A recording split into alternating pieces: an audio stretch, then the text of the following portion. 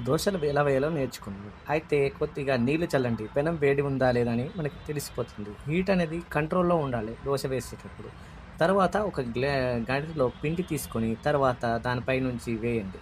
వేసి తర్వాత తిన్నగా ఒక క్రమ పద్ధతిలో తిప్పండి. మొత్తం ఈ పిండంతా అయిపోయేదాకా ఉంది. తర్వాత ఆయిల్ వేయండి. ఆయిల్ వేసిన తర్వాత అట్ల కాడ తీసుకోండి. అట్ల కాడ తీసుకొని ఈ విధంగా దోస అనేది కొంచెం కరెక్ట్‌గా పైపైన కొంచెం ముద్దల్లాగా వస్తే కవర్ చేయండి. కవర్ చేసిన తర్వాత దోస అనేది ఎర్రగా కాలేదాకా చూస్తూ ఉండండి. ఒక 10, 15 సెకన్ల తర్వాత అప్పుడు దోస అనేది ఎర్రగా కాలుతుంది. చూడండి ఎంత బాగా కాలుతుందో. అలాగే చూస్తుంటే దోస కాలి తర్వాత కొంచెం ఎర్రగా కనపడడం చూసారా? కాలుతుంది. మంచిగా కాలిన తర్వాత ఎర్రగా తయారవుతుంది. చూసారా ఎంత బాగుందో?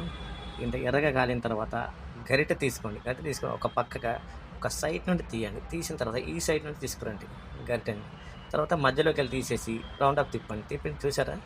దోస ఎంత ఎర్రగా వచ్చిందో? అయితే పెనం అనేది హీట్‌ని బట్టి ఉంటుంది. హీట్ అనేది మీడియం కంట్రోల్‌లో ఉండాలి. దోస పెనం మీద నీళ్లు వేసి సుర్రుమని అనంటే అప్పుడు దోస కరెక్ట్‌గా కాలుతుందని అర్థం. లేదంటే తెల్ల తెల్లగా చెండాలంగా వస్తాయి. దోస కూడా కాలినట్టుంది. ఇక తీసి పక్కన పెట్టుకుందాం. చూసారా? దోస ఎంత అందంగా ఉందో? చూడండి ఎంత ఎర్రగా వచ్చిందో. ఈ విధంగా కాల్చిన దోసను ప్లేట్‌లో వడ్డించుకొని చక్కగా చట్నీ వేసుకొని తినండి.